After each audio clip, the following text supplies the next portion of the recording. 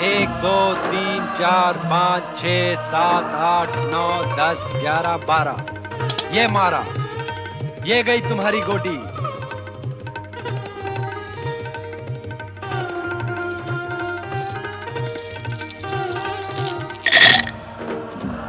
सोच के रही हो देवी, तुम भी कौड़ी फेंको।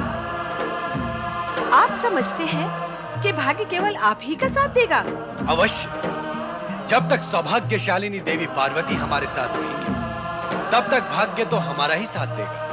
आज मैं आपके साथ नहीं, मेरा भाग्य मेरे साथ और आपका भाग्य। हम समझ गए देवी, आज खेल खेल में ही तुम हमारी विरोधी बन बैठी हो। किंतु हमने भी निश्चय कर लिया है कि आज तो तुमको हरा कर ही रहेंगे। कौड़ी फेंको।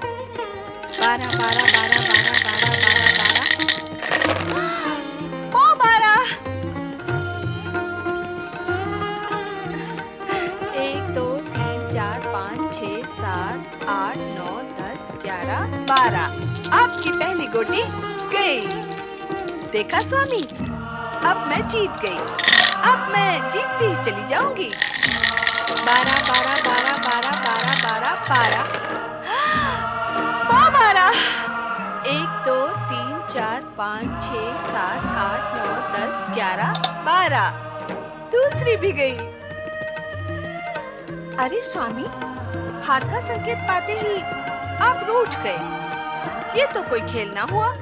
तुम ही कौड़ी फेंककर जीतती जा रही हो। एक बार कौड़ी फेंककर मुझे देना चाहिए। जो जीतता है कौड़ी वही फेंकता है। जब आप जीते थे तो कौड़ी मुझे क्यों दी थी? स्वयं क्यों नहीं फेंकी? यह हमारी उदारता थी जो हमने तुम्हें अवसर दिया, किंतु तुमने हमारी उदारता का अनुचित लाभ उठाया। खेल में उदारता महंगी पड़ती है। 12, 12, 12, 12, 12, 12। लो स्वामी, आपकी तीसरी गोटी भी गई। मैं जीती और आप हारे।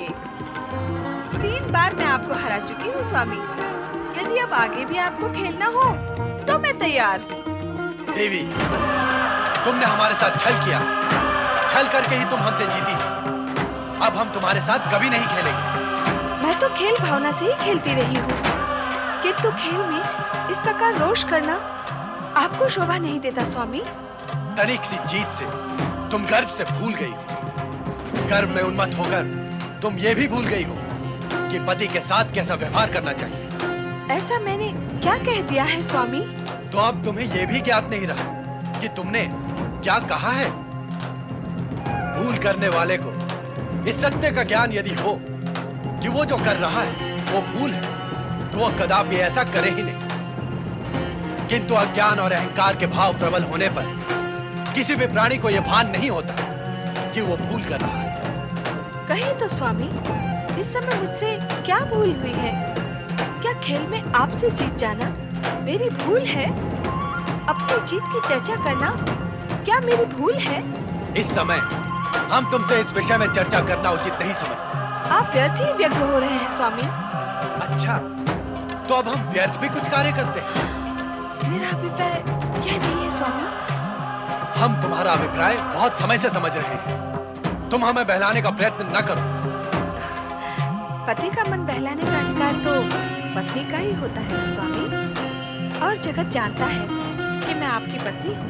बस बस, इस समय ना तो हमें तुम्हारी मीठी मधुर बातें सुननी है और ना ही तुम्हारे साथ की आवश्यकता है।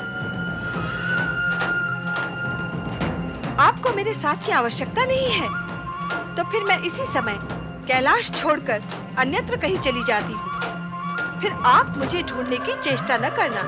तुम सहज जा सकती हो। हम पहले भी तुम्हारे बिना अकेले रह चुके हैं। तुम भली भांति जानती हो कि चुनौतीपूर्ण शब्द सुनना हमारे स्वभाव में नहीं। वैसे भी तुम्हारे साथ इतने समय तक रहकर हम अपनी स्वतंत्रता खो चुके थे। अच्छा ही हो, तुम्हारे जाने के पश्चात हम फिर से स्वतंत्र हो जाएंगे। स्वामी,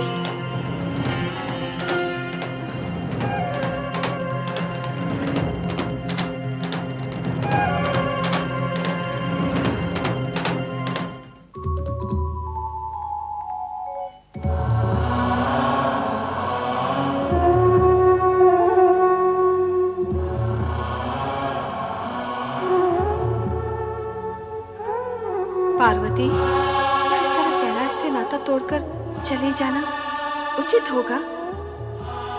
अपने पुत्र समान नंदी और शिवगणों का भी विचार नहीं आया तुम्हें? तुम्हारे न होने पर उनकी क्या स्थिति होगी?